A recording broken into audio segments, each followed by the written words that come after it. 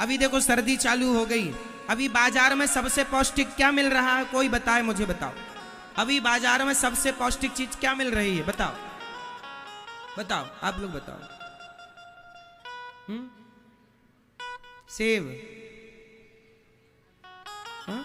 सेब तो 12 महीना मिलता है। क्या? जोर से। अभी बाजार में कुछ दिन और चलेगा आंवला। देखो आप लोगों की दृष्टि जाती नहीं है, मतलब की चीज तक तो पहुंच ही नहीं पाए, हम तो पिज्जा बर्गर में ही उलझे हैं। बच्चों को, और आप सब सुन लो कान खोलकर, अभी जब तक ताजा आंवला मिल रहा है रोज आंवला खरीद के लाया करो, और 2-5 आंवले का जूस, या नहीं जूस तो कच्चा आंवला बच्चों को खिलाओ। नहीं खाएंगे, कड़वा है, उसका स्वाद खट्टा होता है ना, बड़ा खतरनाक होता है, पर अमृत है। आयुर्वेद में आंवला को क्या माना गया है? जितने बूढ़े बैठे हो, जवान बैठे हो, बच्चे बैठे हो, सीजन में ये आंवला 4-5 आंवले का जूस निकाल के रस पी लो, एक घूंट बनेगा, पी जाओ। मैं रोज पीता हूं, अमृत है। फिर बाजार में आंवले का रस बाजार में बिकता है, वो तो खराब वाला है। अरे ताजा घर में बना लो ना, बाजार की चीजों से अच्छी ताजी चीजें। आंवले का अचार रख लो, आंवले का अचार रोज खाया करो, आंवले का मुरब्बा, आंवले की कैंडी, आंवला खाओ, आंवला आंवला आंवला बच्चों को खवाओ, सबसे बेस्ट।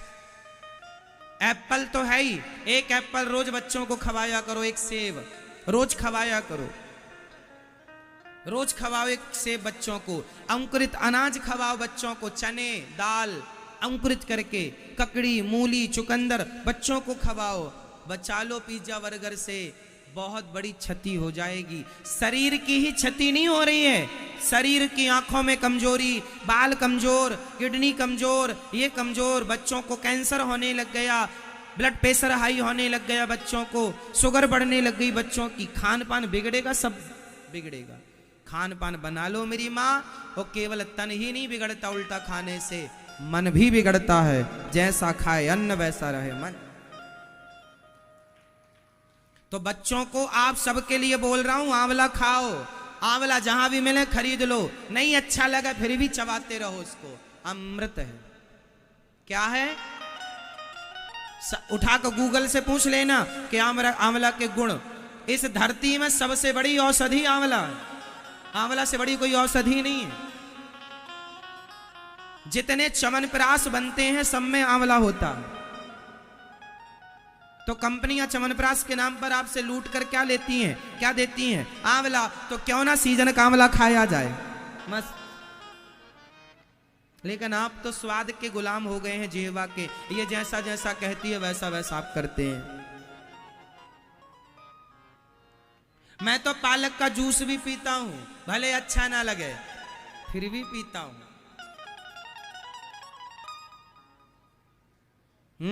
मैं स्वाद के चक्कर में नहीं पड़ता आप लोगों की तरह, मैं तो उसका भी जूस पीता हूं। वो क्या होता, कड़वा होता।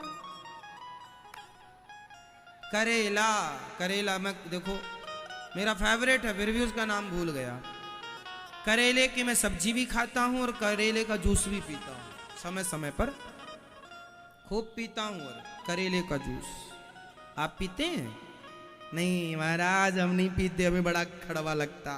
हम तो बस मीठा मीठा पीते हैं, खूब सारी शक्कर डाल के चाय बना लेते हैं और पीते रहते हैं। बस ये जानते हैं भारत के लोग खाना पीना, चाय, मीठे के नाम पर चाय। जो चीजें खाने लायक वो खाते नहीं, वो बीमार बने। महाराज हम बीमार हैं, उल्टा सीधा खाओगे तो बीमार ही रहोगे। वजन बढ़ा लिया, इतना गुब्बारा भर लिया, हवा भर ली, इतने मोटे, चला नहीं जा रहा, काहे इतना खा लिया? जितना आपने एक जन्म में खा लिया, हम 7 जन्म में भी इतना ना खा पाएंगे जितना आप लोग एक जन्म में खा लिए हैं। काहे इतना खा लेते हो? खाने पीने, हमारे देश में 99% लोगों को खाने पीने का ज्ञान ही नहीं है। क्या खाना है, कब खाना है, कितना खाना। चलो, तो आप लोग अपने बच्चों को क्या खवाएंगे? अंकुरित अनाज। कौन कौन खवाएगा? लो, हाथ नहीं उठा रहे, नहीं खवाएंगे। और आंवले का रस कौन कौन पिएगा? आंवला कौन कौन खाएगा? रोज कम से कम एक आंवला खाओ, रोज एक आंवला रोज खाने। अच्छा ना लगा फिर भी ठूसो, खा, नुकसान नहीं है साहब उसका, खाओ, बहुत फायदा करता है, हर चीज के लिए फायदा है आंवला। चलो ठीक है। गाजर आ गई है बाजार में, गाजर का जूस पिया करो, आंवले का जूस पिया करो, है ना। पालक का जूस, पालक का रस, पालक कच्ची सब्जी खा लिया करो, पालक के 10-20 पत्ते चबा लिया करो। ये सब चीजें खानी चाहिए। अभी जैसे मटर का सीजन आ रहा है, मटर जानते हैं? मटर, मटर खूब हरी मटर है, छील छील करके बढ़िया गुनगुने पानी में उसको थोड़ी देर के लिए डाल दो, फिर उसको खाओ, या ऐसे भी खा लो आप छील करके उचित मात्रा में। हरी चीजें ज्यादा खाओ, तब स्वास्थ्य हरा भरा रहेगा। अब सूखा सूखा खा लिया तो स्वास्थ्य भी सूखा रूखा हो गया। चलो, तो भगवान ने पूतना पर कृपा की और उसके बाद भगवान ने थोड़ा बड़े होकर जब भगवान करवट बदले तो भगवान का उत्सव मनाया। भगवान छकड़े पर छकड़े के नीचे लेटे थे। मैया ने छकड़े को छकड़े के नीचे लिटाया, सगडासुर आकर बैठा। भगवान ने छकड़े को जो लात जमाई, सगडासुर का गोविंदाय नमो नमः। सगडासुर को भगवान ने मार गिराया। तृणावर्ताया, भगवान ने तृणावर्त को मारा। देखो भगवान में कितनी एनर्जी है, सारे राक्षसों को मार मार गिरा रहे हैं। और आपके अंदर की एनर्जी पता नहीं कहां चली गई। सही है मेरी मां। अब भगवान ने तृणावर्त का उद्धार करके भगवान का नामकरण संस्कार हुआ है। गर्गाचार्य जी ने भगवान का नामकरण, गर्गः पुरोहितो राजन यदूनाम सुमहातपा ब्रजम जगामनन्दस्य वसुदेव प्रचोदितः।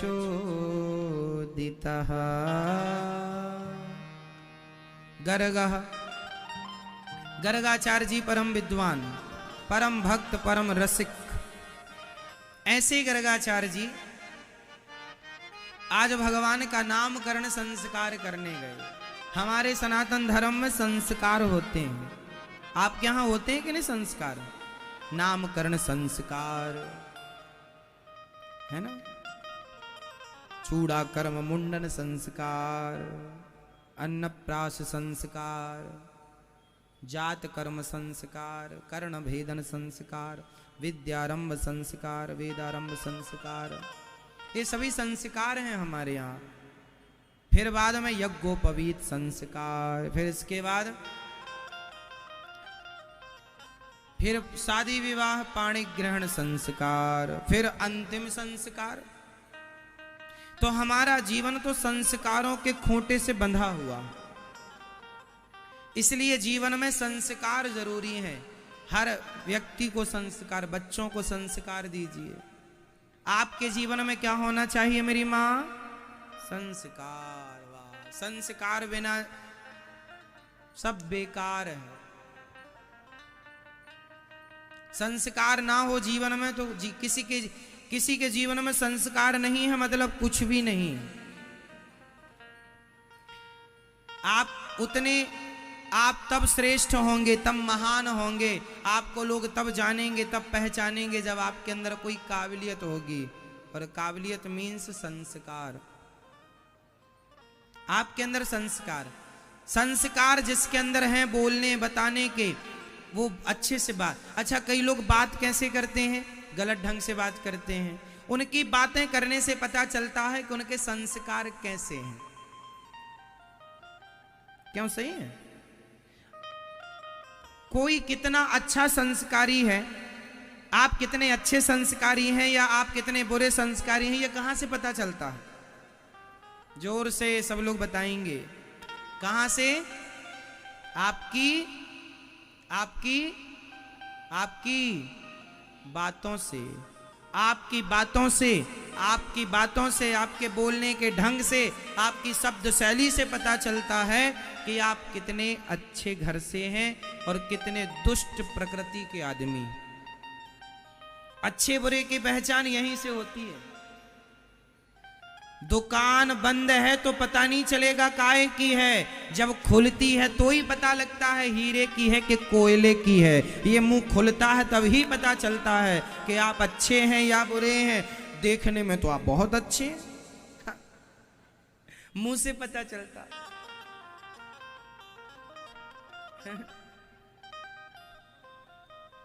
एक लड़का और एक लड़की दोनों ने व्हाट्सएप में प्यार कर लिया। सुनिए, बिल्कुल सच्ची घटना है। एक लड़का लड़की को प्यार हो गया व्हाट्सएप में, दोनों की नजदीकियां हुई और दोनों ने एक दूसरे की पसंद से शादी का प्रस्ताव रखा, दोनों ने स्वीकार कर लिया।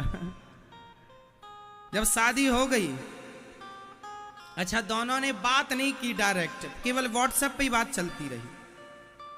शादी हो गई और जब शादी हुई तो पति ने पत्नी का घूंघट उठाया और कहा कि बताओ कहां चलोगी हमारे साथ घूमने? तो बोली कुल्लू मनाली।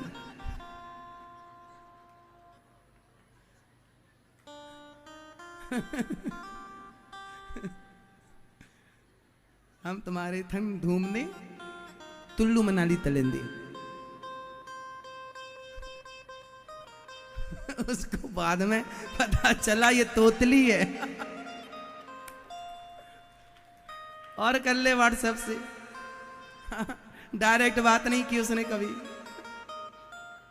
बाद में हो गए कुल्लू मनाली। तो इसलिए कहते हैं मुंह खुलता है तब पता चलता है कि आप कैसे हैं। केवल व्हाट्सएप की बातों में दम नहीं है। क्यों जी? सही है। नहीं तुम्हारा भी कुल्लू मनाली हो जाए।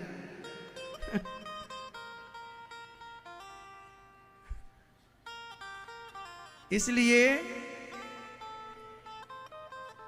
बातचीत करने से पता लगता है कि आप कितने संस्कारी हैं।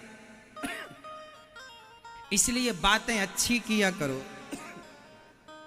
मुंह खुलता है तो पता चलता है कि आदमी कितना दुष्ट है या कितना सज्जन है। समझ रही हो मेरी मां? इसलिए शब्द संभाल के बोलिए, शब्द के हाथ न पाओ। एक शब्द औषधि करे, एक शब्द करे घाव। शब्द को संभाल कर बोलना चाहिए। बोलो यदि पहले तुम तौलो, फिर मुख को खोला करना। पुष्प नहीं बन सकते हो तो कांटे बनकर मत रहना।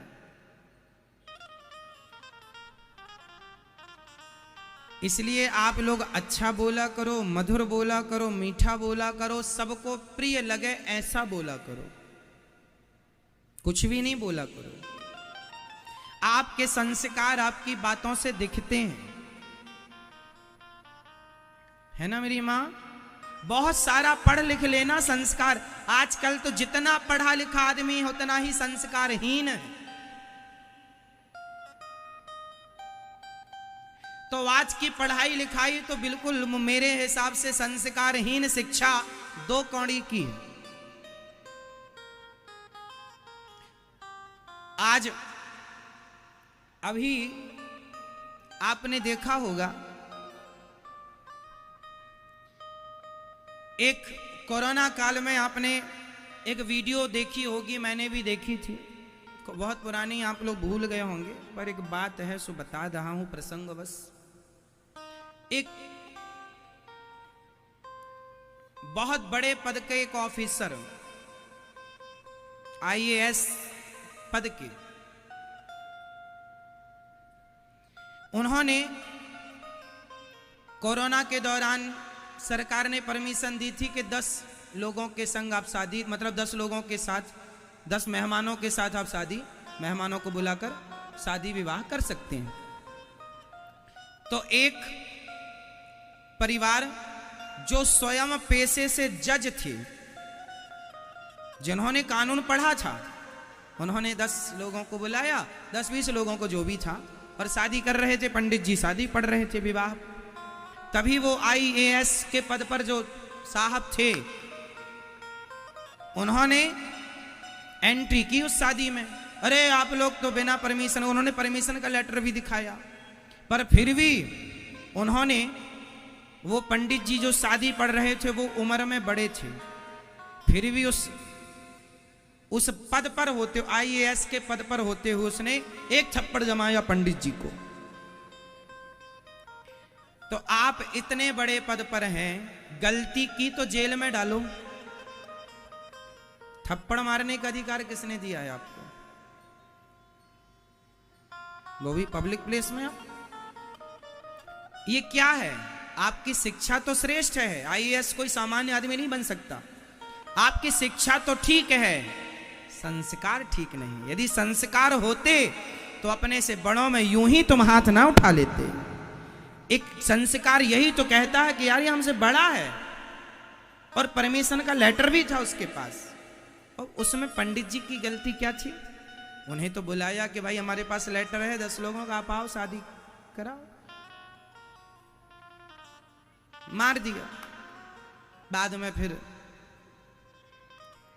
बात बढ़ी, वो अलग विषय था, लेकिन इससे ये दिखता है आदमी का कि वो कितना संस्कारहीन आदमी। आप कितने बड़े पद में पहुंच जाइए, क्या फर्क पड़ता है?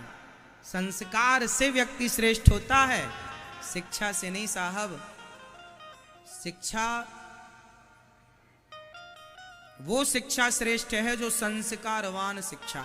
आज कितने पढ़े लिखे बच्चों के, पढ़े लिखे बच्चों, आज गौरी गोपाल आश्रम में एक मां रहती है मेरी, वो मां के 2 बेटे हैं और दोनों बेटे पढ़े लिखे हैं। क्या पढ़े हैं? वो कॉलेजों में लेक्चरर रहे हैं, प्रोफेसर पद पर, कॉलेजों में प्रोफेसर रहे हैं। प्रोफेसर से रिटायर बेटे, उनकी मां अब जो प्रोफेसर रहे हैं कॉलेज में, तो अनपढ़ तो नहीं होंगे ना? अनपढ़ तो नहीं होंगे साहब। जो प्रोफेसर है कॉलेज में लेक्चर दे रहा, लेक्चरर है, वो अनपढ़ तो नहीं होगा। यदि आप संस्कारी होते शिक्षा के साथ, तो आपकी माता गौरी गोपाल आश्रम में ना होती। आप शिक्षित तो हैं, संस्कारी नहीं है। पता चल रहा है कि आज की शिक्षा शिक्षित तो बनाती है, संस्कारी नहीं बनाती। संस्कारी बनाओ मेरी माँ अपने बच्चों को। संस्कार बच्चों को या माँ बाप से या कथाओं से प्राप्त होंगे। स्कूल कॉलेज यूनिवर्सिटियों के भरोसे ना बैठे रहना, वहां कोई संस्कार नहीं दिया जाता, केवल सूखी शिक्षा है, केवल कोरी शिक्षा।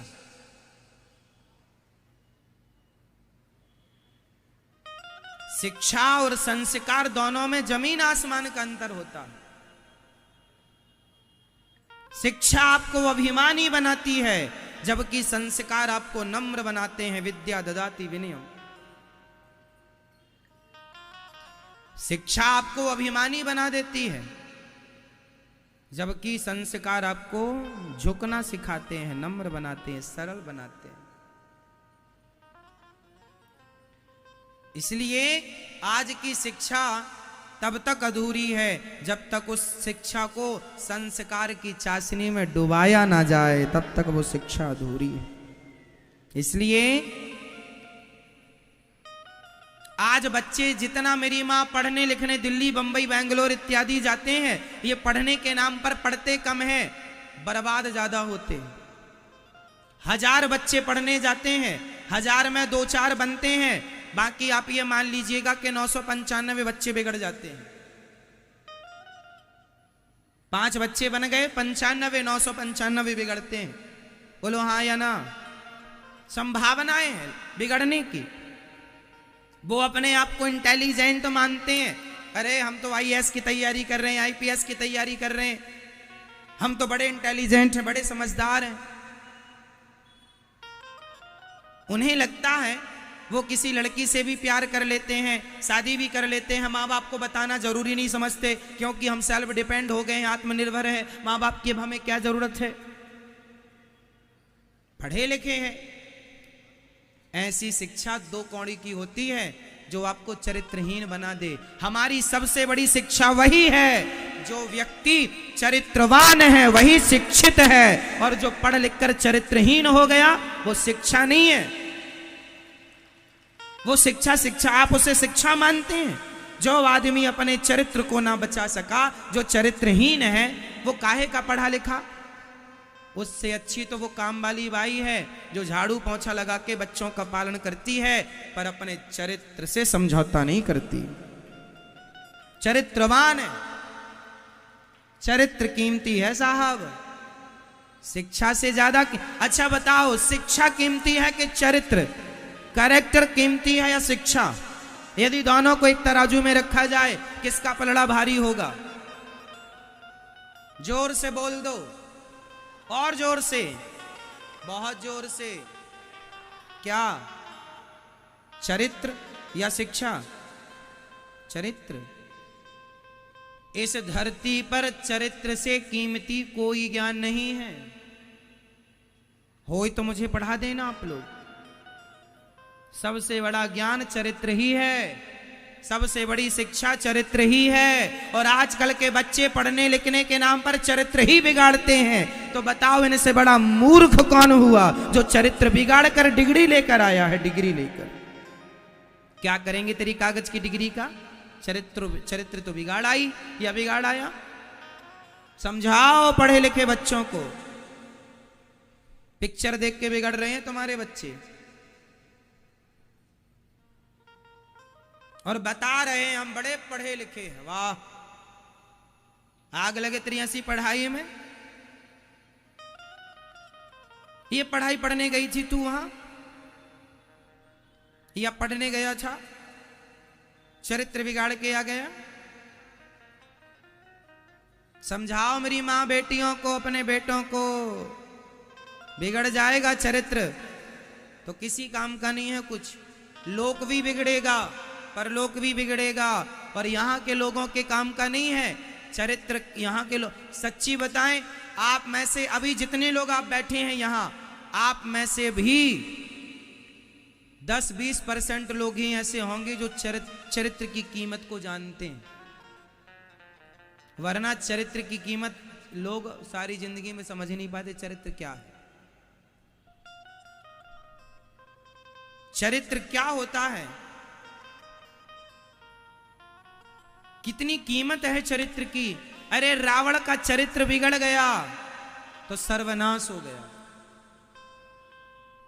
और राम का चरित्र बना रहा तो आज सतयुग त्रेता के बाद द्वापर और कलयुग में भी घर घर मंदिर बनाए जाते हैं, राम जी को घर घर पूजा जाता है, केवल चरित्र के कारण। ये चरित्र आज भी यदि राम जी की चर्चा होती है तो केवल उनके चरित्र के कारण, वरना चरित्र ना होता। सूर्पनखा आई थी राम जी के पास, राम जी सूर्पनखा पर मोहित हो गए होते, उसके संग रह गए होते अपनी पत्नी को छोड़ के, तो क्या राम कथा होती?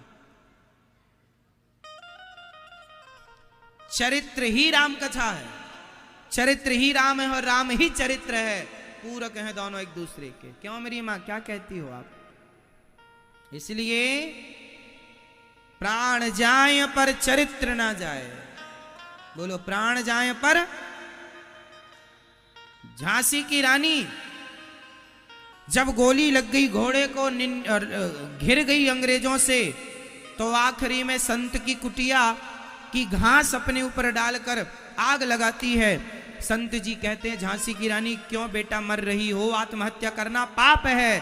झांसी की रानी ने कहा था, महात्मा जी कह देना जगत को, जब तक शरीर में दम थी, जब तक घोड़े में जान थी, तो मैं देश की रक्षा करती रही। अब दुश्मनों से घिर गई हूं, भारत की बहू बेटी हूं, मैं मरना पसंद करूंगी, पर मैं जीवित इन अंग्रेजों के हाथ लग जाऊंगी, ये मेरा चरित्र बिगाड़ देंगे। अभी देश की रक्षा करती रही, अब चरित्र की रक्षा करने जा रही हूं मैं, चरित्र की रक्षा। मर गई पर चरित्र पर आंच नहीं आने दिया। ये शिक्षा रही है भारत की, ये शिक्षा। ये नहीं कि मैडम पढ़ने गई और वहीं शादी वादी करके आ गई, और शादी भी कर लिया, माँ बाप को भी नहीं बताया, और शादी करने के बाद पता चला जिससे करी वो ऑलरेडी शादीशुदा है।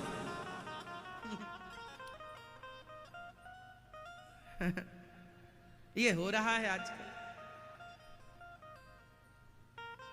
धोबी का कुत्ता, ना घर का ना घाट का। कुछ लोग बड़े होशियार बनते हैं, बच्चों को आप लोग बताते ही नहीं चरित्र क्या होता, बताओ, समझाओ, सिखाओ, ना सीखें कथा सुनवाओ, ये दास बताएगा।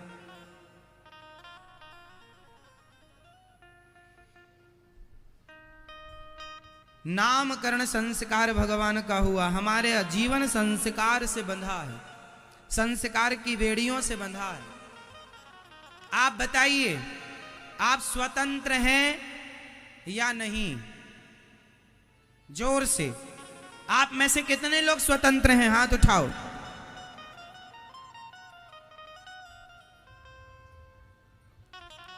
स्वतंत्र हैं? आपकी यही स्वतंत्रता आपकी बर्बादी का कारण है। आप हमसे पूछें कि आप स्वतंत्र हैं, हम कहेंगे नहीं, हम स्वतंत्र नहीं हैं, हम संस्कारों के अधीन हैं, हम परतंत्र हैं। पहले अंग्रेजों की गुलामी थी, मुगलों की गुलामी, उससे तो हम आजाद हो गए, पर हम अभी अपने आप को आजाद नहीं करना चाहते, हम संस्कारों की गुलामी करना चाहते हैं। हम किसके गुलाम बनना चाहते हैं? जोर से। और जो स्वतंत्र हो गया, संस्कार की बेड़ियां तोड़ दी। अब मैं आपको स्वतंत्र दो लोगों के नाम बताता हूं, बताइए भगवान राम स्वतंत्र थे या नहीं? उत्तर दो। भगवान राम स्वतंत्र थे या नहीं? उत्तर सब लोग दो अपने अपने विचार से। उत्तर दो, उत्तर दो। बोलो मेरी मां। नहीं, भगवान राम स्वतंत्र नहीं थे। भगवान राम भी मर्यादा की बेड़ियों में बंधे थे।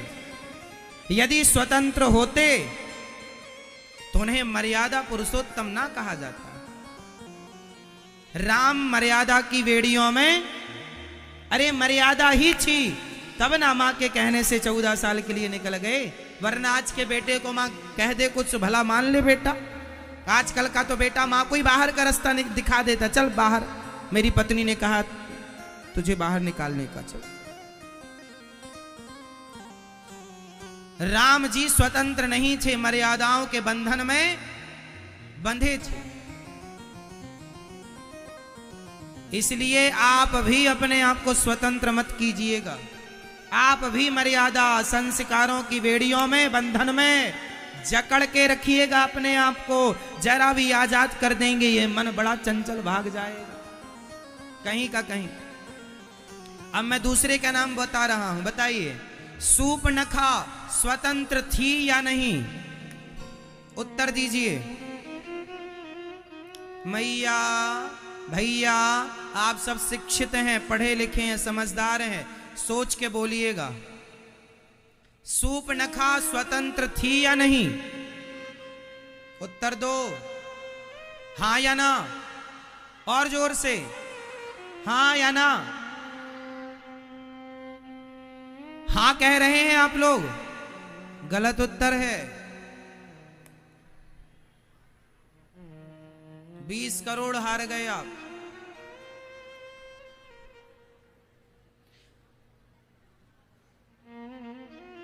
राम जी स्वतंत्र नहीं थे, जबकि सूपनखा स्वतंत्र थी।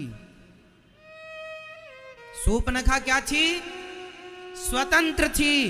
वो चाहे जिस पुरुष के पास चली जाए, जिससे जाकर कह दे आई लव यू।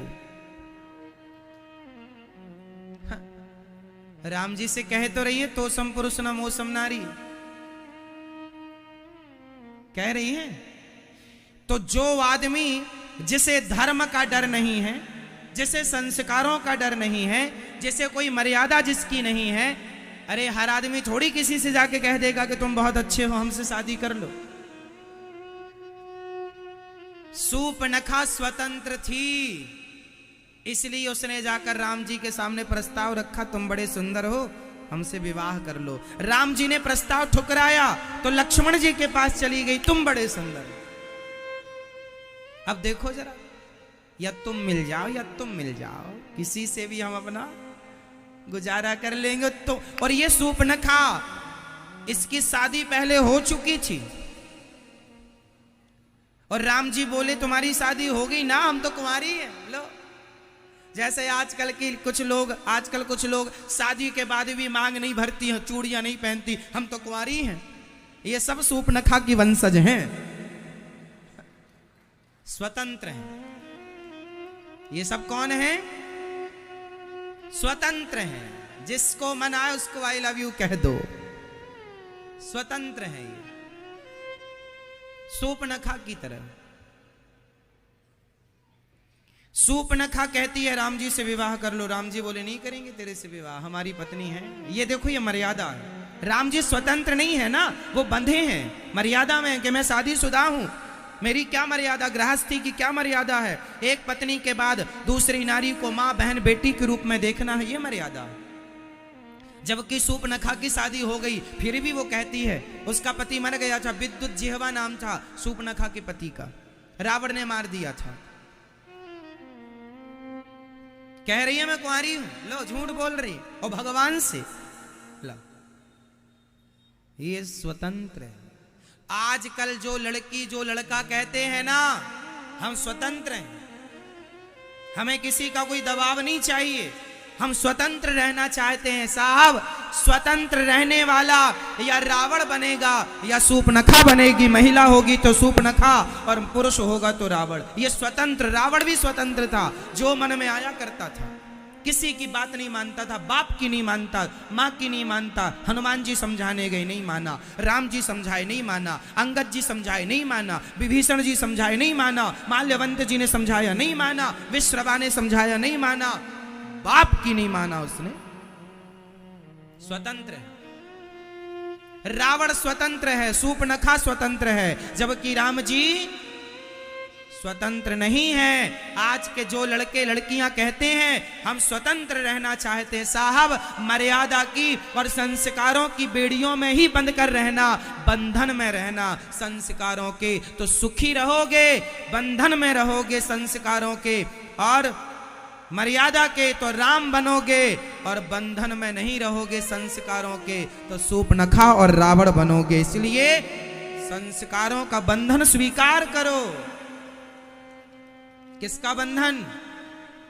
संस्कारों का। जो लड़की कहती है ना मैं अपने माँ बाप के बंधन में नहीं हूं, मुझे कोई दबाव नहीं चाहिए, कोई बंधन नहीं, वो आज नहीं कल सूपनखा जरूर बनेगी, कहीं ना कहीं नाक जरूर कटाएगी अपनी। और रावण, ये दोनों भाई बहन एक से थे। ये दूसरे पुरुषों को देखती थी और वो दूसरी महिलाओं को देखता था। दोनों के संस्कार अच्छे नहीं थे भाई बहन के। क्यों? क्या कहते हैं आप? इसलिए अपनी बेटियों को, अपने बेटों को जरा मेरी बात समझा देना।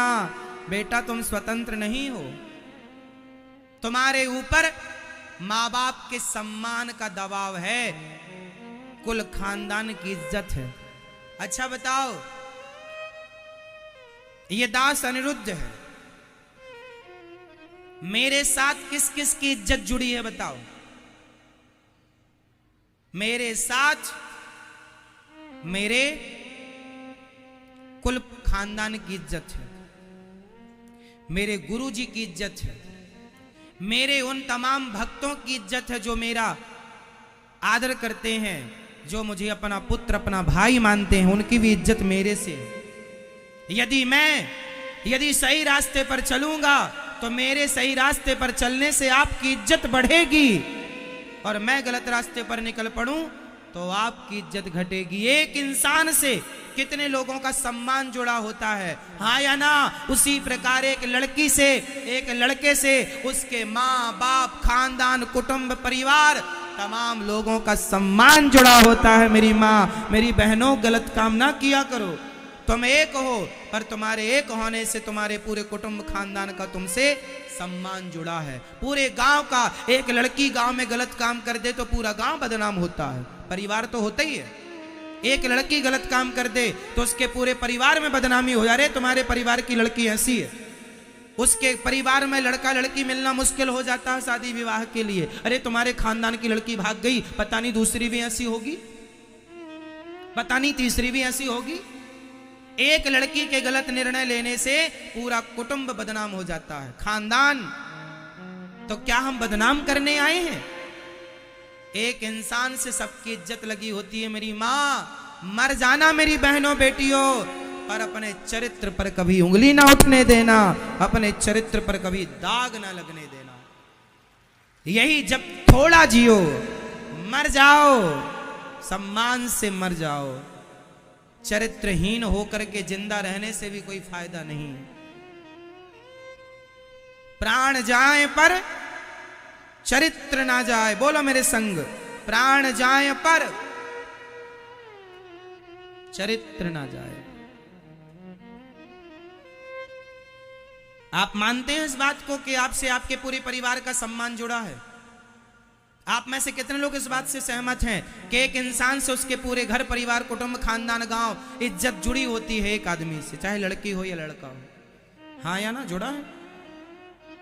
एक की गलती तमाम लोगों को रुलाती है, एक की गलती लोगों को रुलाती है।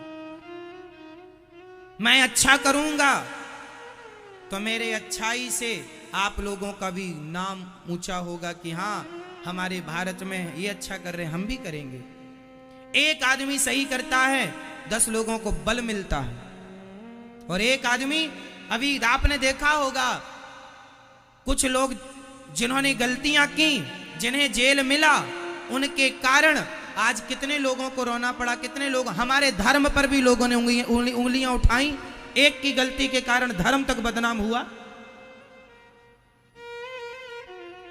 एक आदमी गलती करता है और धर्म तक बदनाम हो जाता है। एक से, एक की कितनी कीमत है समझो।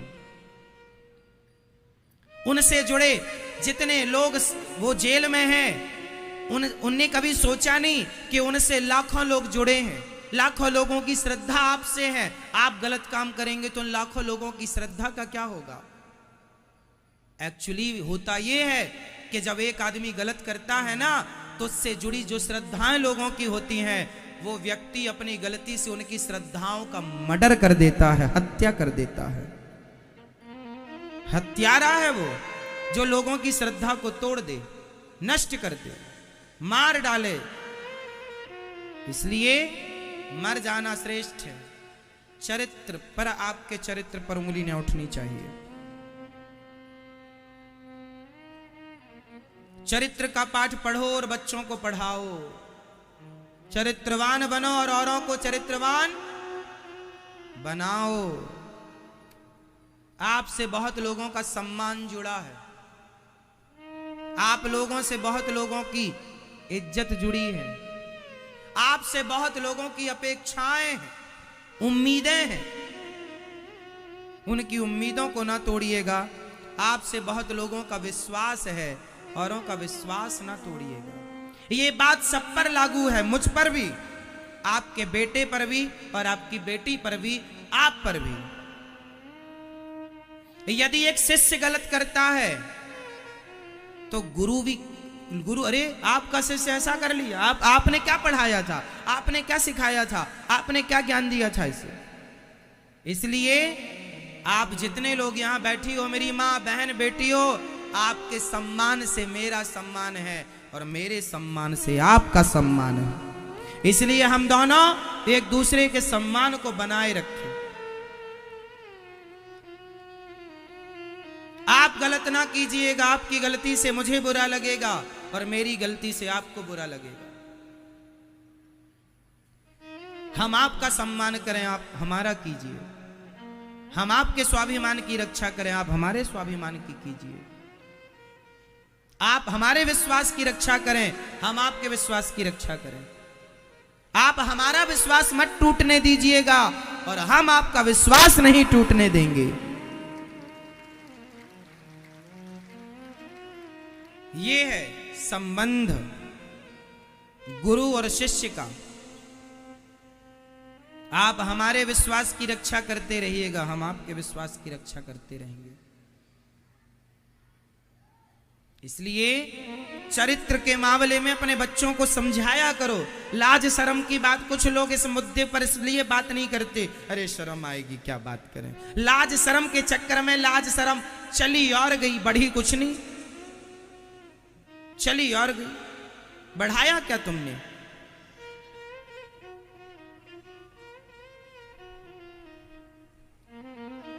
16 संस्कारों में ये सारी चीजें, ये संस्कार हैं हमारे, मेरे संस्कार हैं। मैं अपने संस्कारों का पालन करूं, आपके संस्कार मिलने चाहिए। संस्कार से व्यक्ति श्रेष्ठ होता है। शिक्षा से संस्कार, संस्कार से व्यवहार, और व्यवहार से व्यापार, और व्यापार से आपका सम्मान, आपकी इज्जत बढ़ती ही बढ़ती है। तो ये शिक्षा से संस्कार, संस्कार से व्यवहार, व्यवहार से व्यापार। देखो समझिएगा, व्यापार कहां से होता है? चलो उत्तर दो। व्यापार करने के लिए सबसे ज्यादा क्या होना चाहिए?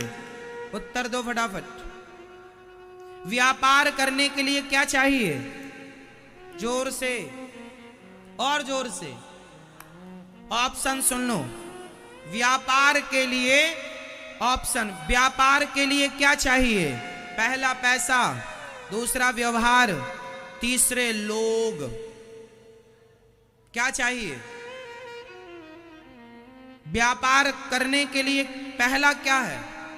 क्या चीज, किस चीज की आवश्यकता है? पैसा, व्यवहार, या आपके पास लोग, आदमी? क्या चाहिए? जोर से। उत्तर है व्यवहार। यदि आपका व्यवहार ठीक है तो आपके पास, आपके व्यापार से धन भी होगा और लोग जुड़ते चले जाएंगे। 1 से 2, 2 से 4, 4 से 50, 100, 1000 होता चला जाएगा। यदि आपके पास व्यवहार है, आपके पास बोलने की, समझने की, समझाने की, अपनी बात रखने की कला है, तो आप सक्सेस हो जाएंगे अपने व्यापार में। यदि आपका व्यापार, आप समझा ही नहीं पाए अपनी बात सामने वाले को, एक्सप्लेन ही नहीं कर पाए, अपनी बात को रख ही नहीं पाए, तो क्या होगा? इसलिए अच्छा व्यापारी वही है जो अच्छा व्यवहार करता हो। आपके मोहल्ले में 4 किराने की दुकान है, आपकी सोसाइटी में 4 किराने की दुकान है, परंतु आप उसी किराने की दुकान में जाते हैं जिससे आपका व्यवहार अच्छा होगा, जो आपसे मीठी बातें करता होगा, अच्छे से आपका आदर सम्मान, आपकी रिस्पेक्ट करता होगा, आदर करता होगा, आप उसी के यहाँ बार बार जाएंगे। जो आपकी सुनता होगा, जो आपको समझता होगा, आप 1 किलो नमक भी खरीदने उसी के यहाँ जाएंगे, क्योंकि आपका उससे तालमेल है। दूसरे दुकान वाले के आप नहीं जाते, जबकि बहुत दुकान वाले होते हैं। अर्थ क्या है? व्यापार किससे, उसकी दुकान किससे चल रही है? व्यवहार से। किससे चल रही है? जिस व्यापारी का व्यवहार बिगड़ जाता है, सारे ग्राहक नाराज हो जाते हैं। आप हमसे व्यवहार बिगाड़ लेंगे, हम दोबारा क्यों आएंगे आपके घर, आपकी दुकान में क्यों आएंगे? इसलिए व्यापार के लिए व्यवहार चाहिए। इसलिए अच्छा बोला करो। जो अच्छा बोलता है वो सफल होता है। ग्राहक भगवान होता है। ग्राहक कौन?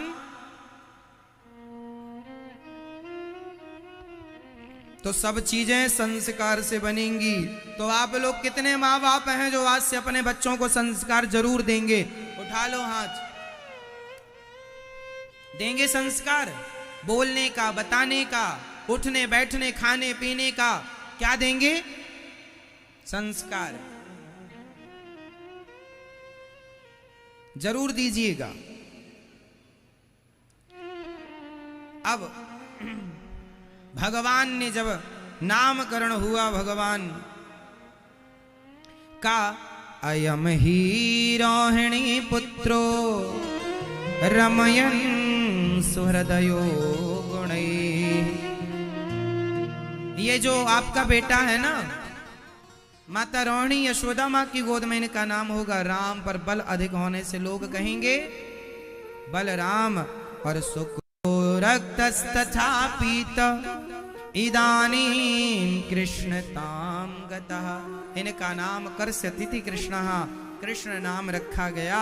अब भगवान थोड़ा बड़े हुए और बाल लीलाएं स्टार्ट हुई। अब भगवान कैसी कैसी लीलाएं करते हैं जरा सुनिएगा।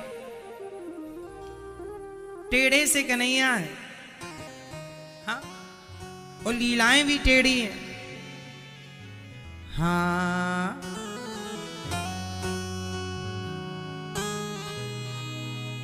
हाँ, टेढ़े से कन्हैया लीला कैसी कर रहे हैं जरा सुनिएगा।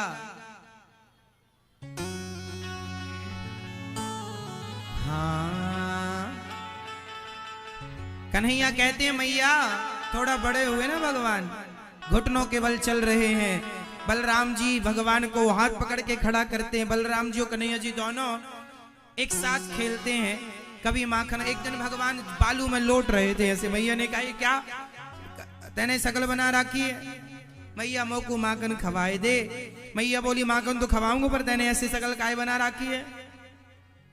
भगवान बोले मैया का बताऊं, मोकू यो रज अच्छी लगे। मैया बोली राम राम, सुअर जैसी शकल बना रखी है। भगवान बोले पहचान गई मेरी मैया, मैं पिछले जन्म को 12 ही हूं। 12 भगवान हुए ना, 12 भगवान। 12 भगवान ने पृथ्वी की स्थापना की और वो 12 भगवान आज कन्हैया बने हैं। मैया कहती है तू तो 12 जो है, मतलब आज की भाषा में सुअर कहते हैं ना। तो भगवान समझ रहे हैं हमारी मैया हमें तब की बात याद दिला रही है। तू टेढ़ा तेरी टेढ़ी रे नजरिया। बड़े हो गए, थोड़ी बड़े भय, लीलाएं करने लग गए।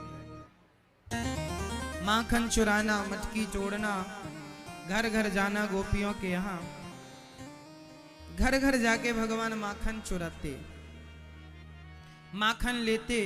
ग्वाल वालों की टीम बनाई, ग्वालों के गोपियों के घर घुसकर ग्वाल वालों का गोला बनाए कि वह में चढ़ के, और भगवान ने माखन जो मटकी से निकाल के माखन खाए, खवाए, सबन को खवाया। वाह,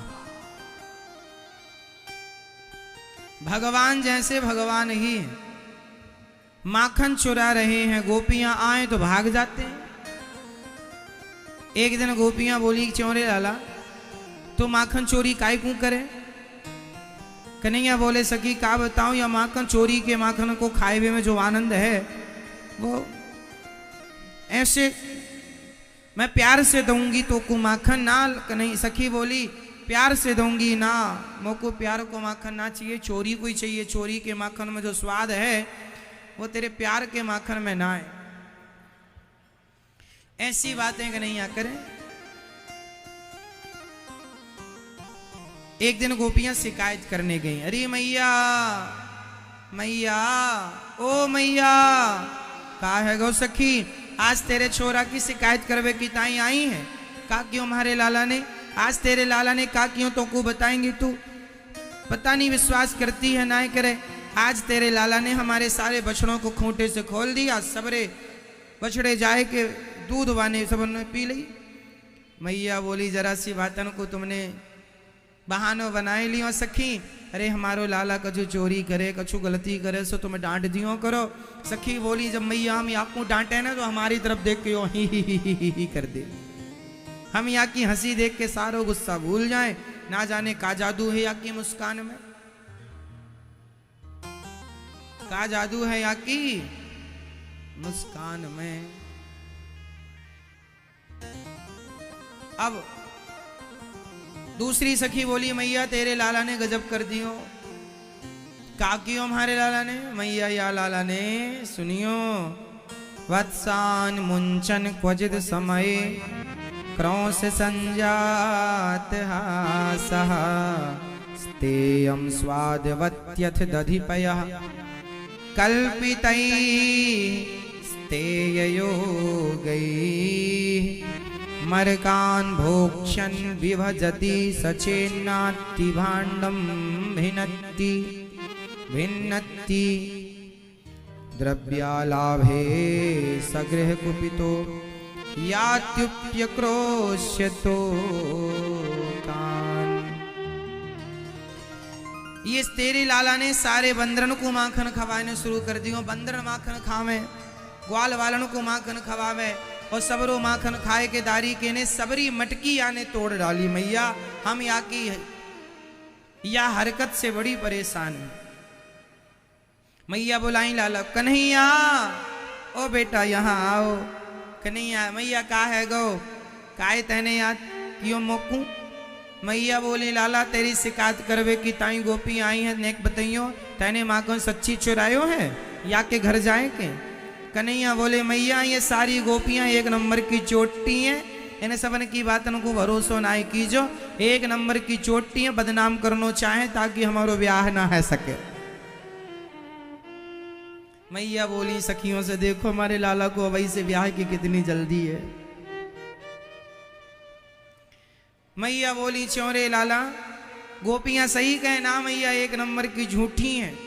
मैया बोली जब तक तुम सब हमारे लाला को रंगे हाथों नाए पकड़ोगी तब तक हम तुम सबन की बातन को भरोसा नाए करेंगे। सखियों जाओ और या को रंगे हाथ पकड़ के लाओ। गोपियां गईं और घर में मटकी के ऊपर घंटी लटकाने लग गई, लटकाए हुए लग गई कि दारी को जब खाए हुए आएगो माखन तो घंटी तो बजेगी और बजेगी तो हम जाए के वाक को कान पकड़ेंगी। अब सारी सखियों ने मटकी पे घंटी बांध दी और जब भगवान आए तो भगवान ने देखी कि राम राम आज तो सखी ने घंटी बांध रखी है। भगवान जाए हुए लग गए तो सखी जाए हुए लग गए तो घंटी बोली सरकार कहाँ जाओ? भगवान बोले घंटी से तो कुम आज मंदिर में बैठने की जगह ना मिली जो यहाँ लटक रही है। घंटी बोली सरकार मैं यूं ना लटकूं, मोकू सखी ने लटका राखी। भगवान बोले तो तुम मारो साथ देवेगी कि वह सखी को साथ देवेगी? कन्हैया घंटी बोली सरकार मैं तो आपकी हूं, आपको साथ दूंगी, आज्ञा करो। भगवान बोले तो चुपचाप बंधी रहना, बजना मत। भगवान ने घंटी को अपने पक्ष में कर लिया, ग्वाल वाला का गोला बनाया, मटकी में हाथ डाल डाल के मक्खन निकाल के सबरो माखन को गोला ब्रजवासियन के मुंह में दे दे के मारे और सबरे खामे और भगवान घंटी बिल्कुल ना बजी। सबने जब खाए ली तो ने भगवान ने सोची मैं भी ने खाए लूं और जब भगवान खाए हुए लग गए तो घंटी टन टन टन टन करके बजवे लग गई। अरे सखी का करे, अरे घंटी काय बजवे लग गई?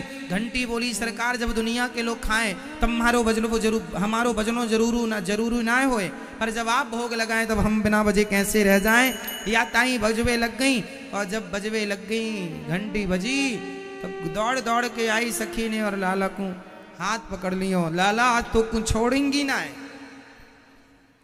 कन्हैया बोले सखी का करोगी? थारी माँ से बताएंगी, चल तेरी माँ से बताएंगी तैने या चोरी कर रखी है तेरे को तो को आज हमने रंगे हाथों पकड़ रखो है, चल। कन्हैया बोले देखो एक काम करो, थोड़ा मोड़ा में अपना हिसाब किताब करके हिसाब किताब करके यो केस को रफा दफा करो। तो गोपियां बोली एक ही शर्त पे रफा दफा है सके का? कन्हैया बोले बताओ। बोले हम एक बार नाच के दिखाओ। भगवान बोले लो अभी नाच रहे हैं। जगत को नचाने वाले आज गोपियों के कहने पर नाच रहे हैं। क्यों? क्योंकि भगवान प्रेम के अधीन है, भक्तों के अधीन। प्रेमी भक्त नचाए तो भगवान नाचते हैं। ताही अहीरी की छोहरियां छछियां भरी छाछ पे नाच नचावे। ताही अहीर की छोहरियां। इसलिए आपसे बस यही कहूंगा कि भगवान जब नाचते हैं तो किसके लिए नाचते हैं? केवल भक्त के लिए नाचते हैं। वाह! इसलिए भगवान भक्तों के अधीन है, भगवान भक्तों के वश में है। नचाना हो तो प्रेम के बल पर नचाइएगा। वाह! सबको नचाने वाले भगवान आज गोपियों के मध्य नाच रहे हैं। कौन होगा उन्हें नचाने वाला? किसमें ताकत है उन्हें नचाने की? उन्हें वही नचा सकता है। कौन नचाएगा? शंकर से सुर जाहि भजे चतुरानन ध्यान धर्म बढ़ावे, ध्यान धर्म बढ़ावे। नेक हिये जिहि आनत ही जड़ मूड, महारस खान कहावे। जा पर देव अदेव भू अंगना बारत, प्राण न प्राण न पावे। ताहि अहिर की छोहरियां, छछियां भरी छाछ पे नाच नचावे। शेष गणेश महेश दिनेश सुरेश हूँ, जाहि निरंतर गावे। जाहि अनादि अनंत अखंड अछेद अभेद सुवेद बतावे। नारद सेक नारद शेष सुरेश व्यास रचे 2500, तहु ध्यान न पावे। ताहि अहीर की छोहरियां, छछियां भरी छाछ पे नाच नचावे। जिनका ध्यान बड़े बड़े यत्सूरी ना कर पाए, उन परमात्मा का ध्यान जो बड़े बड़े साधु संत ब्रह्मा ना पा पाए, इंद्र शेष ना पा पाए, जिन्हें आज वो भगवान गोपियों के सारों पर नाच रहे। यही भगवान की भगवत्ता है, यही करुणा है कि वो हम जैसे तुच्छ प्राणियों के लिए नाचने को तैयार हैं। आप प्रेमी बन के नचाएं तो वो नाचने को तैयार है। कोई नचाने वाला हो। गोपियों ने भगवान का नित्य दर्शन किया। अब भगवान गोपियों को दर्शन देकर वहां से गए। गोपियां शिकायत नहीं करती, ये तो दर्शन करने का एक बहाना था। जब वो प्रेम से नहीं आते तो शिकायत के बहाने गोपियां भगवान को बुलाती हैं। तेरी शिकायत करेंगे यदि नहीं आया घर में तो भगवान आ जाते हैं। वो माखन खाते हैं तो गोपियां टुकुर टुकुर उनको देखती हैं, कैसे चोरी कैसे निकाल रहे, कैसे खा रहे, है ना। सारी चीजों को देखती हैं, एक एक अंग को, उनके हाथों को, उनके मुंह को, उनकी आंखों को जी भर के देखती हैं। भगवान की प्रत्येक लीला आनंद को बढ़ाने वाली है। ऐसी गोपियां, उन गोपियों के चरणों में बारंबार नमस्कार करें जिन गोपियों के कहने से भगवान नाच रहे। एक दिन मैया भगवान को लेकर गई यमुना जी के किनारे, तो भगवान ने मिट्टी खाई। च्योरे लाला तेने माटी खाई है? ना मैया मैंने माटी नहीं खाई। मुंह खोल आ। इतना सा मुंह खोला, इतना बड़ा ब्रह्मांड दिखाई पड़ गया। अच्छा बताओ, भगवान श्री कृष्ण भगवान है या नहीं? कैसे आप मानेंगे कि भगवान है? क्या सबूत है आपके पास कि ये भगवान है? भगवान श्री कृष्ण भगवान है, इस बात का सबूत क्या है, प्रमाण क्या है? बताइए। पहले आप बताओ, फिर ये दास बताएगा।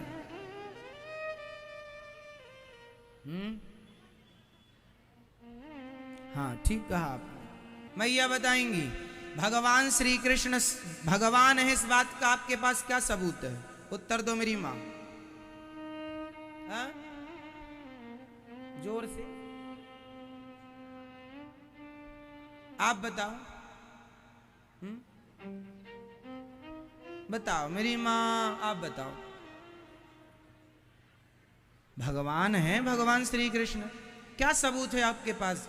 कोई आपसे सबूत मांग ले मेरे, चलो मैं तो आपका अपना हूं, मैं तो बता ही दूंगा आपको। लेकिन कल को कोई और पूछ ले कि चलो जी कृष्ण को भगवान मानते हो, क्या सबूत है आपके पास कि वो भगवान है?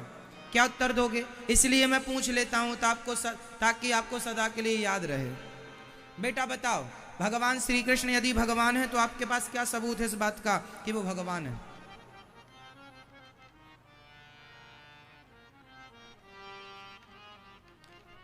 कौन बताएगा? जो बताए वो हाथ उठाएं।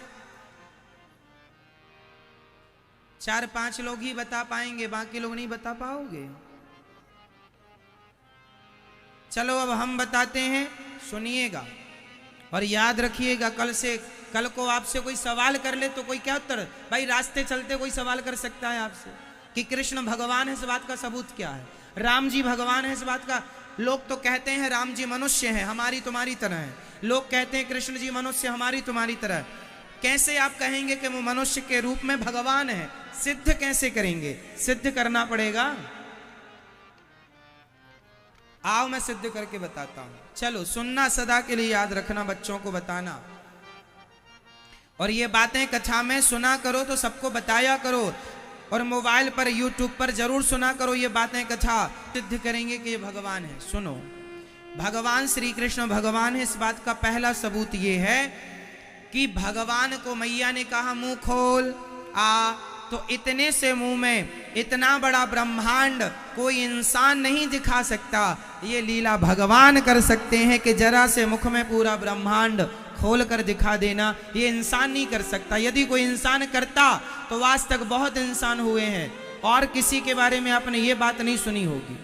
चमत्कार तो बहुत सुने होंगे ऋषि मुनियों के, पर इतने से मुंह में ब्रह्मांड केवल भगवान राम ने और भगवान श्री कृष्ण ने दिखाए हैं। यशोदा मैया को भगवान कृष्ण ने और कौशल्या मैया को भगवान राम ने, दोनों ने दिखाए हैं। ये दोनों जगह प्रमाण है लिखा हुआ। अब दूसरा,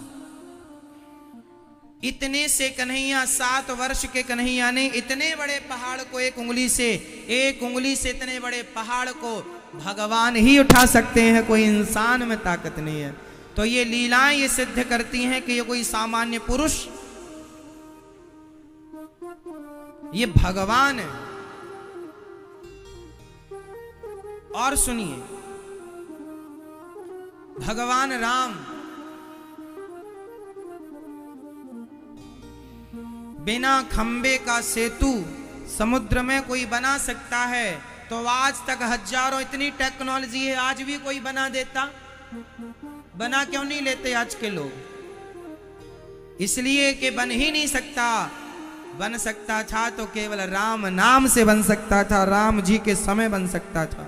राम जी ने उसे बनवाया और बना, आज भी उसके अवशेष हैं। तो ये कार्य केवल भगवान कर सकते हैं। और सुनो, भगवान राम ने वो कौन सा कार्य किया जो भगवान ही कर सकते हैं? बताओ, वो कौन सी लीला की है राम जी ने तो भगवान ही कर सकते हैं? क्या किया है राम जी ने जो राम जी भगवान ही कर सकते हैं और कोई नहीं कर सकता? राम जी की कोई एक बात आप बताओ ऐसी जो भगवान ही कर सकते हैं, इंसान नहीं कर सकता, जिससे यह सिद्ध हो जाएगा कि राम जी भगवान हैं। क्या किया था राम जी ने? राम जी की तो बहुत सारी ऐसी बातें हैं, लीलाएं हैं तो भगवान, उसमें से एक मैं आपको बताता हूं जो लिखित में है, वो बताऊंगा। सुनो, जब राम जी जयंत माता सीता के चरणों में चोंच मारा तो उसे बचाने वाले कोई नहीं मिला, ना ब्रह्मा, ना शिव, ना इंद्र। वो लिखा है ये को कोई ना बचाया। तो इंसान किसी को मारे और उसे ब्रह्मा ना बचाए, ये इंसान के मारने से तो नहीं हो सकता, ये तो भगवान के मारने से होगा, पहला। दूसरा, जयंत का सब्जेक्ट उठाना, सब समझ में आ जाएगा। दूसरा, जब राम जी रावण को मारकर अयोध्या आए तो अयोध्या में लाखों की भीड़ थी राम को देखने के लिए। अब लाखों लोगों से राम जी कैसे मिलते? तो सबको लग रहा था पहले राम हमसे मिलेंगे, हम उनसे बहुत प्यार करते हैं। तब राम जी ने, जितने लोग वहां थे उतने रूपों में राम जी एक साथ सबसे मिले थे। ये मर्म कोई ना जान पाया, ये भगवान ही कर सकते। जितने लोग थे उतने राम बन गए थे और उतने लोगों से राम जी ने हाल चाल पूछा, सबसे एक साथ मिले। ये भगवान कर सकते और कौन करेगा? हम तुम तो नहीं कर सकते। बहुत सारी बातें मैं आपको बता सकता हूं, आप भी थोड़ा बताने की कोशिश किया करो, आप भी थोड़ा पढ़ा लिखा करो ताकि आप भी अपना पक्ष रख पाएं अपने धर्म का। सनातन धर्म तब मजबूत होगा जब आप लोग अपने धर्म की बातें रख पाएंगे, पक्ष रख पाएंगे। आप अपने धर्म से जुड़े लोगों को, जो लोग आपके धर्म पर उंगली उठाते हैं, आप अपने जवाब से उनको संतुष्ट कर पाए। लड़ना नहीं है, ऐसे तर्क, ऐसे साक्ष्य, ऐसे सबूत पेश करने हैं कि जिससे सामने वाला आपकी बात मानने के लिए मजबूर हो जाए, क्योंकि आप सत्य हैं, क्योंकि आप सही हैं। भाई आप सही, आपको ज्ञान है, पर आप बोल नहीं पाते, समझा नहीं पाते, तो सामने वाला कहेगा कि आप कुछ नहीं जानते। थोड़ा सा अपने धर्म के बारे में जाना करो।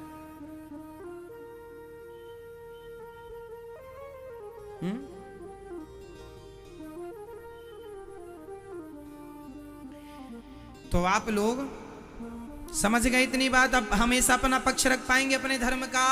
कौन कौन रख पाएगा आज के बाद? मैया खोल लो हाथ मेरी माँ, मेरा थोड़ा हाथ ऐसे ऊपर ले जाओ, इसको ना जाए थोड़ा, इसको ऐसे लगाओ हाथ दूसरे हाथ। इतनी आलसी है ना, हाथ नहीं कौन उठाए महाराज, हम ऐसे बांधे बैठे हैं। आप कह रहे हाथ उठाओ, तब हाथ उठाने के लिए खोलना पड़ेगा ऐसे, अब फिर यूं हाथ जाएगा, फिर इसको ऐसा ले जाएंगे।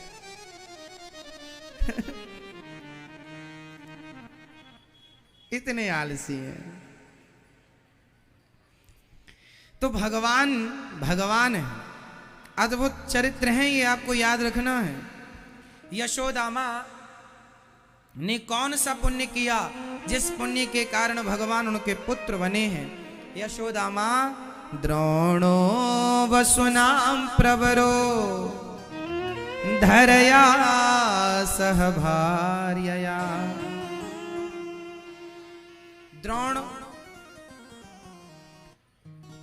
वसु जो नंद बाबा पूर्व जन्म में एक श्रेष्ठ वसु थे जिनका नाम था द्रोण, और उनकी पत्नी मीन्स मां यशोदा पिछले जन्म में थी धरा। श्रेष्ठ वसु थे, द्रोण इनका नाम था। ये यशोदा पिछले जन्म में धरा थी, इनका नाम धरा था, पति का नाम द्रोण था नंद बाबा का। ये दोनों पति पत्नी पिछले जन्म में भी साथ थे। यशोदा और नंद बाबा ये दोनों पिछले जन्म में भी पति पत्नी साथ में थे। इन्होंने खूब साधु सेवा की। दोनों ने जंगल से दोनों लकड़ी काट कर लाते और जो बेचकर पैसा मिलता उससे साधु सेवा करते। क्या करते मेरी मां? सेवा ही परमो धर्मः। सेवा के बल पर धरा यशोदा बन गई और कृष्ण उनके पुत्र बन गए। भगवान मिलेंगे इस कलयुग में तो सेवा के बल पर ही मिलेंगे, इसलिए सेवा करो, बस सेवा करो। भक्ति मीन्स सेवा, सेवा। इसलिए गुरु जी की सेवा यशोदा ने संतों की जो भगवान ने उन्हें अपने पुत्र होने का सौभाग्य प्रदान किया। भगवान ने एक बार मैया ने भगवान को दूध पिलाने की जिद भगवान ने की तो माँ तो पिलाने लगी। एकदा गृहदास शिशु यशोदानंद गेहिनी कर्मांतर नियुक्ता सुनिर्ममंद स्वयं दधी। जब दूध पीने लगे तो चूल्हे में चढ़ा हुआ दूध उफनने लगा। मैया भगवान को छोड़कर चूल्हे की तरफ गई, तब भगवान ने सारी मटकियों को तोड़ दिया और मटकियों को तोड़कर भगवान ने भागना शुरू किया। मैया पकड़ने लगी, आज तो को दंड देना जरूरी है। और जब पकड़ लिया मैया ने तो उखल से बांधा 2 अंगुल रस्सी कम पड़ गई। अहमता और ममता, जब तक हम अपने अभिमान और अपने मोह को भंग नहीं करते, जब तक हम सरल नहीं बन जाते, सहज नहीं बन जाते, निष्काम और निष्कपट नहीं बन जाते, तब तक भगवान हमारे मन मंदिर में आके कैद नहीं हो सकते। मैया ने अपना अभिमान अपना मोह छोड़ा, भगवान बंध गए। और जब बंधे मैया काम करने लग गई। भगवान वहां पर 2 वृक्ष लगे थे नंद आंगन में, दोनों के बीच से भगवान गए। यमलार्जुन के वृक्ष, नलकूबर और मणिग्रीव, यह कुबेर के पुत्र थे। ये नलकूबर कौन है? कुबेर पुत्र। एक बार नारद जी जा रहे थे और ये कुबेर के पुत्र के सरोवर में नहा रहे थे, वह भी बिना कपड़े पहने, निर्वस्त्र होकर। नारद जी वहां से गए, क्या बड़े बाप की बड़ी औलादें, फिर उन्हें लाज शर्म और अभिमान सबसे हावी हो जाता है। तो नारद जी ने देखा कि ये कुबेर के बेटा इतने बड़े बाप के बेटा हैं और ये संतों का अपमान कर रहे, प्रणाम तक नहीं करना जानते, उद्दंड हो गए हैं। श्राप दे दिया, जाओ तुम संतों को देखकर भी बिना प्रणाम किए खड़े हो, वो भी निर्वस्त्र, जाओ वृक्ष बन जाओ। बाद में अक्कल आई, चरणों में गिर पड़े, क्षमा क्षमा। भगवान ने, नारद जी ने कहा कि आपको भगवान का दर्शन होगा, भगवान से आपका उद्धार होगा, नंद बाबा के आंगन में आप लोग वृक्ष बनेंगे। इनमें जो नलकूबर हैं, नलकूबर के बारे में वाल्मीकि रामायण में चरित्र मिलता है कि एक बार स्वर्ग की अप्सरा रंभा नलकूबर के पास जा रही थी, तो रास्ते में रावण ने रोक लिया और रावण ने रंभा के साथ जबरदस्ती उसके साथ दुराचार किया। रंभा दौड़ी दौड़ी गई, नलकूबर से कहा, नलकूबर मेरी आबरू लूट ली रावण ने, जबरदस्ती मेरे साथ उसने दुराचार किया। रावण ऐसे ही था उस जमाने का उद्दंड, कोई मिल जाए वो किसी को भी पकड़ के उसके साथ दुराचार कर देता था।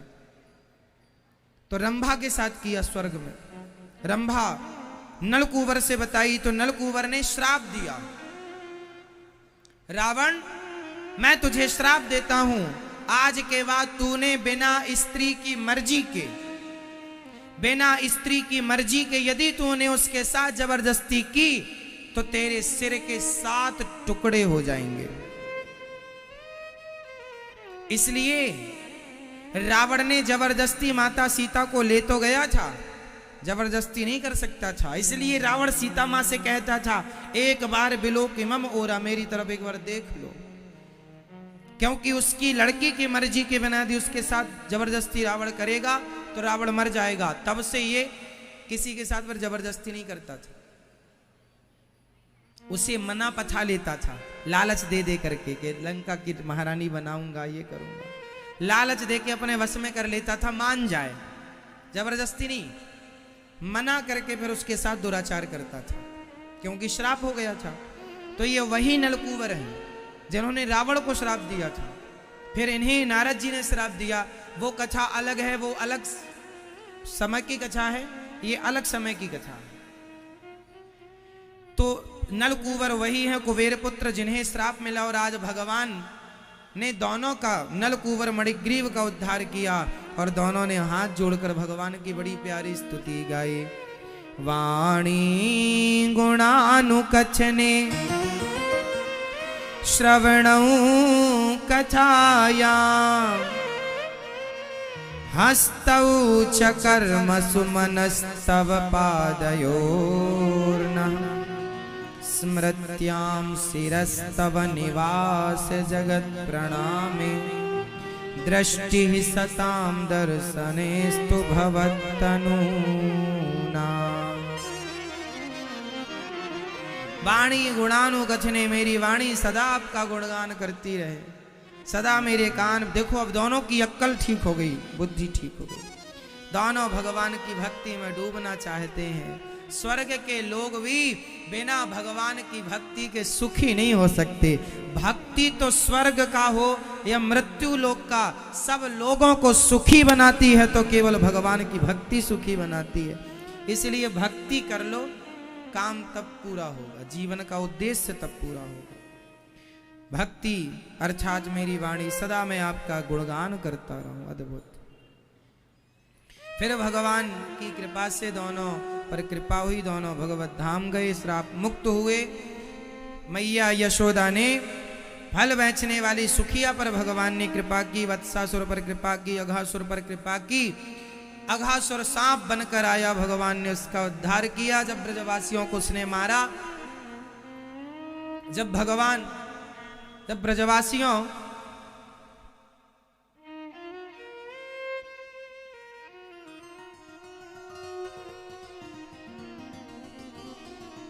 भगवान अघासुर का उद्धार करते हैं। प्राण वायु निकलकर भगवान के दिव्य श्री चरणों में जाकर समर्पित हो गई और भगवान ने अघासुर का उद्धार किया। इसके बाद भगवान ने अघासुर को जब मारा, उसके बाद ब्रह्मा जी को मोह हो गया, ये कैसे भगवान है, ग्वाल वालों के संग कढ़ी खा रहे हैं, ग्वाल वालों के संग खा रहे हैं पेट भर के, भगवान नहीं हो सकते। ब्रह्मा जी को भगवान पर संदेह, यदि ब्रह्मा जी को भगवान पर संदेह हो सकता है तो आपको और हमें हो जाए, इसमें आश्चर्य क्या है। मोहियंत यत् सूर्या, ब्रह्मा जी ने भगवान के ग्वाल वालों का हरण किया, बछड़ों का हरण किया, तब भगवान स्वयं ग्वाल वाल और बछड़े बन के अपनी लीला को चलाते रहे। बाद में ब्रह्मा जी समझ गए ये भगवान है। 40 श्लोकों में स्तुति की। जब ब्रह्मा जी ने राधा रानी का भगवान श्री कृष्ण से विवाह कराया, तब भगवान ने ब्रह्मा जी को फिर क्षमा किया था। इसके बाद धैनुकासुर पर उद्धार, इस धैनुकासुर पर कृपा की भगवान ने, और काली अनाग गेंद का खेल खेलने गए, काली दह पर गिरी, भगवान ने कूद करके काली अनाग के प्रत्येक फण को तोड़ा, चरणों में जब गिरा तो भगवान ने क्षमा किया, काली दह से काली अनाग को वहां से रमण द्वीप भेजा, काली अनाग पर कृपा की, प्रलंबासुर पर कृपा की। गोपियों ने सुंदर सा वेणु गीत वरहा पीडम नटवर वपो कर्णयो कर्णिकारम बिभ्रदवासः कनक कपिशं वै जयंतीं चमालां रंध्रान वेणो रदर सुधया पूरयन गोप वृंदैर वृंदारण्यम स्वपद रमणम प्राविशद गीत कीर्ति। भगवान कितने सुंदर है, मुकुट पर मोर का पंख मानो और अधरों पर सुंदर सी बांसुरी शोभायमान है। सुंदरता का वर्णन। एक दिन गोपियां निर्वस्त्र होकर स्नान कर रही थी तो भगवान ने कपड़े चुरा लिए, इसलिए चुराए कि निर्वस्त्र होके कभी ना नहाए, सबक मिल जाए, ताकि आगे से कोई ये गलती ना करे कपड़े उतार के निर्वस्त्र होके नहाने की। फिर कपड़े दिए, यज्ञ पत्नियों पर कृपा की, और मैया 56 भोग बना रही थी। मैया काहे को बना रही हो, जय जय है जाएगी इंद्र की तब खाए को मिलोगे। भगवान बोले ना, गिरिराज जी की पूजा करो। सब गिरिराज जी का पूजन करने गए हैं और मैया भी पूजा करने, सबके कहने से, भगवान के कहने से प्रस्ताव सबने रखा कि अब गिरिराज जी की पूजा हो, इंद्र की नहीं। कर्मणा जायते जंतु कर्मणैव विलीयते सुखम दुखम भयम क्षयमम कर्मणैवा विपद्यते। इंद्र पानी बरसाते हैं, ऐसी मान्यता बनाई थी। भगवान ने कहा इंद्र पानी नहीं, मैं मत भयाति बाति बातो यम सूर्यस्तपति मत भयात। मेरे भय से सब, अर्थात भगवान के भय से सब होता है। और भगवान ने दिव्य जब ज्ञान दिया, सब गिरिराज जी का पूजन, मानसी गंगा से स्नान कराया, भगवान जी को जो भोग बनाया, जहां खड़े जो वहीं से भगवान जी को खवाया। एक रूप से ठाकुर जी खा रहे हैं, एक रूप से भगवान को खवा रहे हैं, एक रूप से खा रहे हैं। गिरिराज भगवान का खूब पूजा की, परिक्रमा लगाई, जय जयकार बोलिए गिरिराज भगवान की जय। अब गिरिराज जी का पूजन भाव से किया, सबको भोग लगाया। ठाकुर जी ने अनेक मुख से ठाकुर जी ने भोग लगाया गिरिराज जी ने, इसलिए गिरिराज जी प्रत्यक्ष रूप में विराजे हैं। दर्शन परिक्रमा जरूर कीजिएगा। जब भगवान पूजा पाठ करके घर आए तो इंद्र ने खूब पानी बरसाया। ब्रजवासी शरण में आए, लाला तैने पूजा करवाई है, तू ही बचैयो। भगवान ने खेल ही खेल में गिरिराज जी को एक उंगली में धारण कर लिया। बोलिए गिरिराज धरण भगवान की जय हो। सब देखते रह गए, तलहटी में छाया में सब आ गए, ग्वाल वाल आए, सबकी जान बची। इंद्र थक गए, पानी बरसा बरसा के बादल थक गए। भगवान ने जब इंद्र आए चरणों में भगवान से क्षमा मांगी, प्रभु क्षमा करो। भगवान ने क्षमा किया। इंद्र अपने स्वर्ग गए, भगवान का अभिषेक कराया। इंद्र ने गौ माता को लेकर आए, भगवान ने गिरिराज जी को स्थापित किया। इंद्र अपने स्वर्ग गए हैं और भगवान ने गिरिराज जी को स्थापित करके अब ग्वाल वालों ने खूब लाड़ द्वाला पिला प्यार किया है, अभिषेक किया। मैया ले जाके 56 भोग खवा रही है लाला को। 7 दिन से यानी कि जो खायो ना है, दिन में 8 बार खायो करे तो 8 7 56 इकट्ठा 56 भोग परोस दिया मैया ने।